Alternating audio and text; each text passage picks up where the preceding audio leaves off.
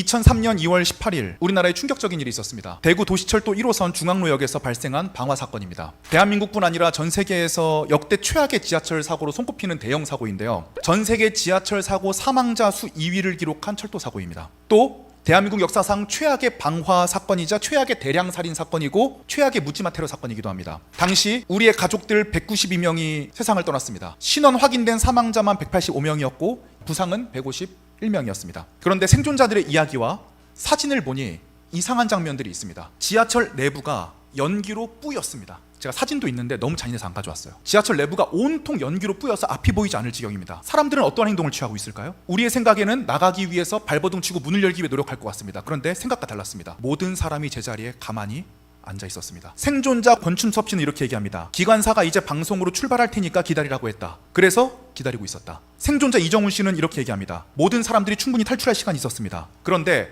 사람들이 가만히 앉아 있었기 때문에 저도 가만히 앉아 있었습니다. EBS는 이 충격적인 사건을 바탕으로 한 가지 실험을 했습니다. 10여 년 전에 방영된 인간의 두 얼굴이라는 다큐멘터리인데요. EBS 지하실에서 실험자들 5명을 불러놓고 시험을 보게 했습니다. 4명은 스텝이고요. 1명만 피실험자입니다. 이들이 시험을 보고 있는데 보시는 것처럼 연기가 들어옵니다. 4명은 계획된 것처럼 일어나지 않고 계속적으로 신경 쓰자고 시험 문제를 풉니다. 피실험자 1명은 어떤 반응을 취했을까요? 우리의 정상적인 사고방식으로는 지금 왜 이러시는 거예요? 지금 이거 안 보여요? 나가야 되는 거 아니에요? 라고 해야 될 것 같은데 그도 똑같이 주변을 둘러보더니 그냥 시험 문제를 풀었습니다. 이것이 상황의 무서움입니다. 2003년 10월 13일에 신당역에서 있었던 일입니다. 아직 스크린도어가 설치되기 전에 이 안으로 사람이 떨어지는 일이 발생을 했습니다. 빠르게 기관사가 나와서 도움을 요청하기 시작했습니다. 당시에 연세대 신학과 4학년이었던 한 학생이 찍은 사진인데요. 그 사람의 증언으로는 그렇습니다. 누군가가 갑자기 우리가 전철을 들어야 된다고 주장하기 시작했습니다. 전철을 들기 시작했습니다. 몇 명이 붙기 시작하니까요. 모두 합세해서 전철을 들기 시작했습니다. 물론 결과는 좋지 못했지만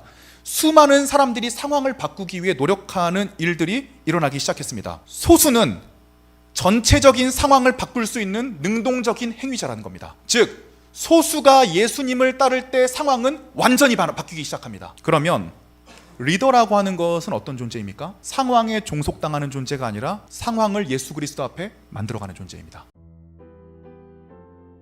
이번 주 화요일 날 명지대학교에서 채플 설교를 맡았어요. 4번을 해야 되거든요. 25분 설교 하루 종일 4번 하니까 완전 지치더라고요. 그날 저녁에 또 여러 가지 스케줄이 있었어요. 다음 날은 서울신학대학교에서 설교가 있었는데요. 기숙사 사는 친구들 집회였어요. 기숙사생들 300명이 모였어요. 원형으로 무대와 객석이 여기보다 훨씬 더 가까워요. 약간 공황장애를 보냈어요. 좀 그날 제가 눌린 것 같아요. 근데 그 서울신학대학교 학생들이 열정이 장난 아니었어요. 와, 일단 그냥 얘네는요, 제가 설교를 준비할 필요가 없었어요. 얘네는 그냥 뭘 해도 그냥 은혜 받을 애들이에요. 이미 본인들이 준비가 끝났어요. 찬양을 하는데 처음부터 이상했어요. 예배가 시작되기 전에 갔는데 이미 꽉 차 있어. 300석이. 보통 여러분 뒤에부터 앉잖아요. 왜? 좀 부담되니까 앞에는. 근데 얘네들 자세가 난 앞에 가서 은혜 받는다. 그리고 앞에 여기 한 100명 정도가 다 이러고 있어요.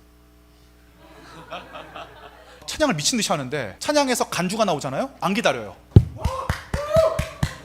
뭐야 이거 왜 이래? 약간 제가 눌렸어요. 약간. 그래서 올라가 설교를 했는데 그날따라 말이 너무 안 나오는 거예요. 제가 11년 설교하면서 이 정도까지 말이 안 나오는 경우가 많지는 않았어요. 그래서 제 생각에 설교를 되게 실패했고 뭔가 그 눈으로 보니까 내가 분위기를 망친 것 같아요. 찬양 때보다 분위기가 안 좋아진 것 같아. 자책감. 그래서 굉장히 우울하게 하지만 또 프로답게 교수님들께 딱 인사드리고 다음에 또 뵙겠습니다. 차 타고 이제 서울신학대학교 앞에 나와서 한 100m 정도 가서 차를 딱 세우고 탈진이 된 거예요. 왜? 힘들어서 그런 게 아니에요. 절망해서. 그런 것 같아요. 포기하고 절망하는 건 너무 쉬운 것 같아요. 포기하고 절망된 상태로 나를 내버려 두는 건 너무 쉬운 일인 것 같아요. 거기서 마음을 한 번 더 지키기가 정말 어렵더라고요. 그때 이 2가지를 생각했어요. 이 절망보다 예수님을 더 사랑하기로 결정을 하고 이 절망도 내가 져야 되는 십자가예요. 그래, 절망스럽지만 다음부터는 설교 준비를 더 열심히 하자. 2번 다시 이런 경험을 하지 않을 수 있도록 하자. 마음이 회복됐을까요? 안 됐을까요? 안 됐어요. 하지만 하루를 또 살아갈 수 있는 힘을 얻었어요. 저와 여러분들의 삶 가운데 하나님께서 원하시는 것은 무엇일까요? 하나님이 우리를 어디로 끌고 가기를 원하실까요? 리더입니다. 직책으로서의 리더가 아니에요. 하나님께로 리딩할 수 있는 사람으로 각 직업으로 여러분들을 파송하실 것이고 저와 여러분들을 훈련해 나가실 것입니다. 예수님을 기억해야 됩니다. 예수님을 기억함으로써 우리는 오늘 하루를 새롭게 살아갈 수 있는 힘을 얻기 때문입니다.